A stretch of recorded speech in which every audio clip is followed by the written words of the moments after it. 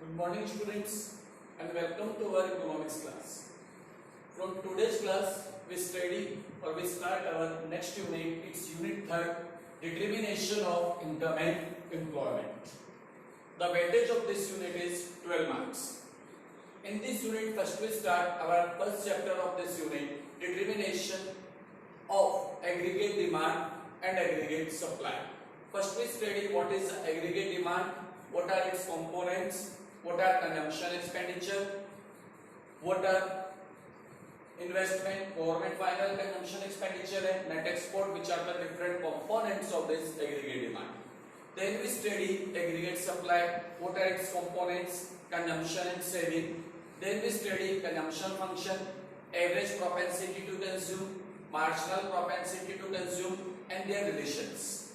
In the similar way, in the saving function we study APS and MPS etc. So all this topic we study in this chapter. But first we start from the meaning of aggregate demand.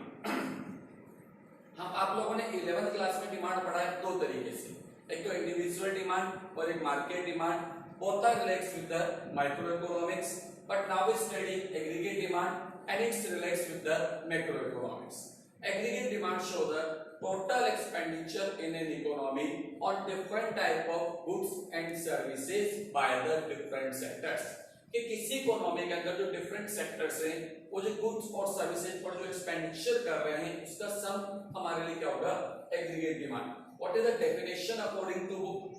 Aggregate demand refer to the total value of all final goods and services which all the sectors in an economy are planning to buy at a given level of income during a period of one accounting year. In other words, aggregate demand is the aggregate expenditure that different sectors in the economy are willing to incur during a given period of time. मतलब एक particular time period जो कि हम लेते हैं financial year 1 year 1 April to 31 March. अब इस एक साल के टाइम पीरियड में हमारी इकोनॉमी जो डिफरेंट सेक्टर्स हैं वो जो एक्सपेंडिचर कर रहे हैं on different goods and services, their sum is the aggregate demand. And when we study aggregate demand, there are 4 components. What are? AD equals C plus I plus G plus ND. C stand for private household consumption expenditure, I stand for investment expenditure, G stand for government expenditure and NE stand for net export. But it relates with the macroeconomy, it relates with the open economy and 4 sector economy. But we study in our syllabus of 12th class, we study the closed economy or 2 sector economy, or according to 2 sector there are only 2 components of the aggregate demand. These are consumption expenditure and investment expenditure. Now we study all these one by one. What are these? C, I, G and NE. C means private consumption demand. It shows the demand on different goods and services by the private sector in the economy. It refers to the total expenditure incurred by household on purchase of goods and services during an accounting year. Household sector जो एक साल में goods और services की demand कर रहा है कि उस पर जो टोटल एक्सपेंडिचर कर रहा है, it is the C, private or household consumption expenditure, and depends on the disposable income of the household sector. किस पे डिपेंड कर रहा है? Disposable income of the household sector. Second is I, investment expenditure. It refers to the total expenditure incurred by all private firms on capital goods. It means it shows the total expenditure on investments on capital goods by the private sector. G equal government expenditure. It refers to the total expenditure incurred by government on consumer goods and capital goods to satisfy the common needs of the economy. अब यहाँ पर 2 चीज आ रही है. Government जो expenditure कर रही है, चाहे वो कंजम्पशन गुड्स पर एक्सपेंडिचर है, चाहे वो इन्वेस्टमेंट मतलब कि कैपिटल गुड्स पर एक्सपेंडिचर है, their sum is the government expenditure on consumption demand and investment demand. And fourth is net export. Net export is the difference between export and imports. So their sum is the aggregate demand in the economy.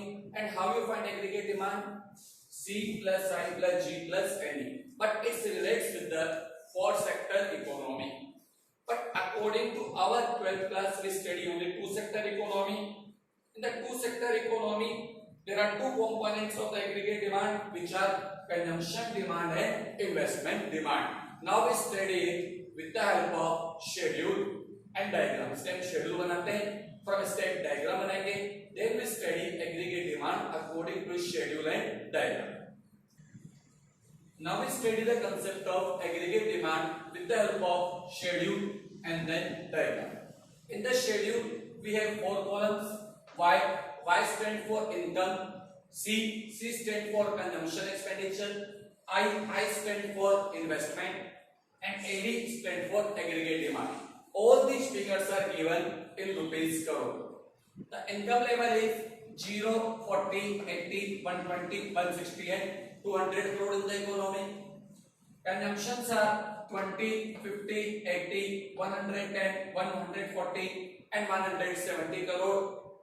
Investments level are 20 crore at all levels of income, and then aggregate demand, which is the sum of consumption demand plus investment demand. It is 40 crore, 70 crore, 100 crore, 130 crore, 160 crore and 190 crore. Now we study all this. We assume that income in an economy increases at the same rate. So income increase at the rate of 40 crore in the economy, and consumptions are also increasing at the same rate. With the increase in income, consumptions are also increases, but consumption increases at a lower rate than the increase in income. Income बढ़ रही है, consumptions भी बढ़ रहे हैं, पर income बढ़ने पर जो कंजम्पशंस बढ़ रहे हैं उनकी बढ़ने की रेट थोड़ी कम है, 30 करोड़ से बढ़ रही है। एक और इंपॉर्टेंट बात आप इसमें देखेंगे, when income level is 0 crore, the consumptions are 20. जब इकोनॉमी में इनकम लेवल हमारा कितना आ रहा है, 0, कोई इनकम नहीं है इकोनॉमी के अंदर, but still we have the consumption is 20 crore. These are the consumptions which we needed for our survival. ये हमारे सर्वाइवल के लिए किए जाने वाले कंजम्पशंस हैं और इनका इनकम लेवल से कोई रिलेशंस नहीं होता। अगर आप देखते हैं किसी मंथ किसी एक्स पर्सन की इनकम 0 हो जाती है, तो इसका मीनिंग ये नहीं होता कि उसका कंजम्पशन भी 0 हो जाएगा।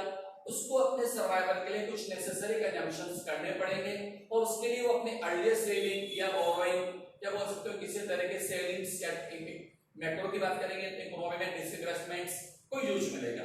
तो similar thing for the economy, when income is 40 crore, consumptions are 50 crore, it again shows the negative saving in the economy, and as income increase, consumptions are increasing.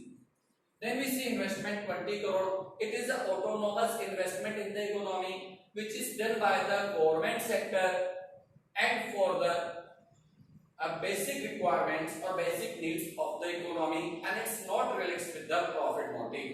So it remains constant 20 crore. ये कैसा investment है जो government कर रही है, इसका income level या profit level से कोई रिलेशन नहीं होता, and it's done by the government for the fulfill the needs of the people or basic requirements of the people. So it remains constant at each level of income. अगर income बढ़े या घटे इसमें कोई changes नहीं होगा.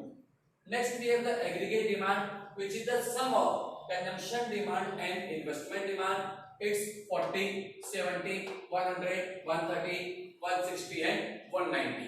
So it is the schedule of aggregate demand and its different components. Now we study it with the help of diagram. I draw a diagram on the board which show the consumption curve, income level, investments curve and aggregate demand in the economy. On the OX axis we take income, or OY axis we take consumption and investment, C plus side. OY पर हमने क्या लिया, consumption and investment, C plus side, and OX axis income level. The income level is 40, 80, 120, 160, 200, and it's according to our schedule. And consumption level also 40, 80, 120, 160 and 200. First we draw the investment curve which we see on the board. It is the horizontal line parallel to the x-axis because our investment remain constant in the economy. We see investments are 20 crore at each level of income. सब जगह कितने हमारे investment 20 crore. So when we draw the investment line, it is the horizontal line, or you can say that parallel to the x-axis. It shows that investment remain constant in the economy, and it's not relates with the income level. Then we draw our consumption lines.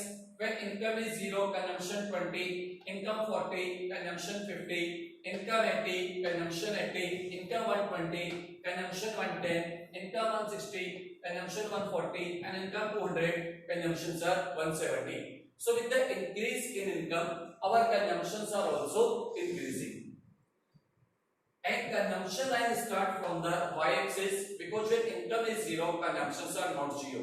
And at the 0 level of income, our investment and consumptions both are same, 20 crore. We can see also from the table. So it means our consumption and investment line both start from the same point. Next we see aggregate demand curve, which is the sum of investment demand and consumption demand of the economy.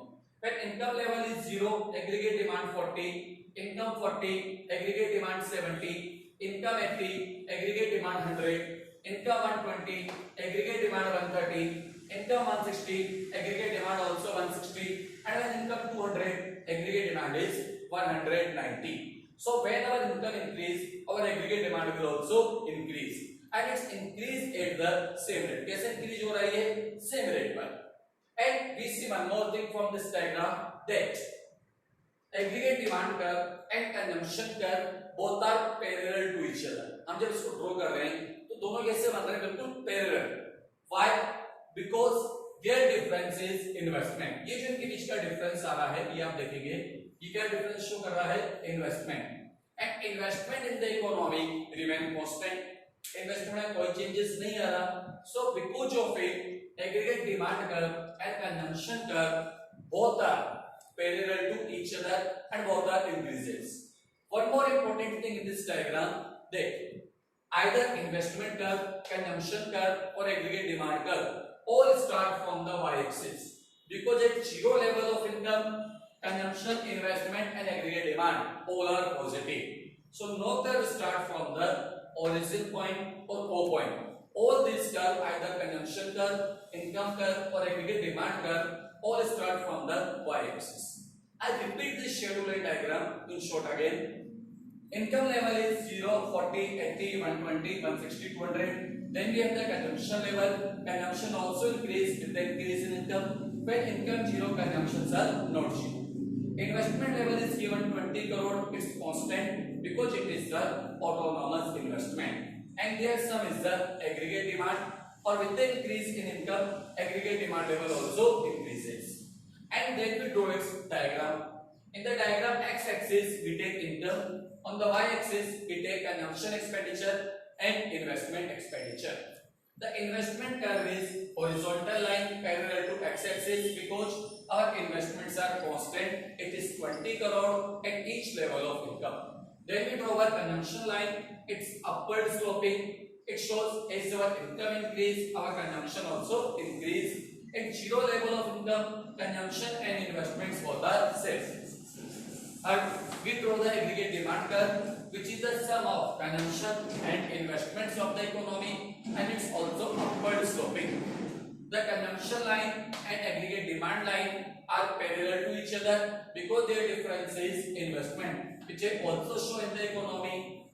So consumption curve and aggregate demand curve both are parallel to each other. And last, aggregate demand curve, consumption curve and investments curve all start from the y-axis because when income level is 0, all these are positive. So in today's class, we study what is aggregate demand, what are its components, then explanation of the aggregate demand with the help of schedule and diagram. In the next class, we study about the aggregate supply, what are the meaning of aggregate supply, what are its components, their schedule and diagram. Then we also study consumption function or propensity to consume. Thank you.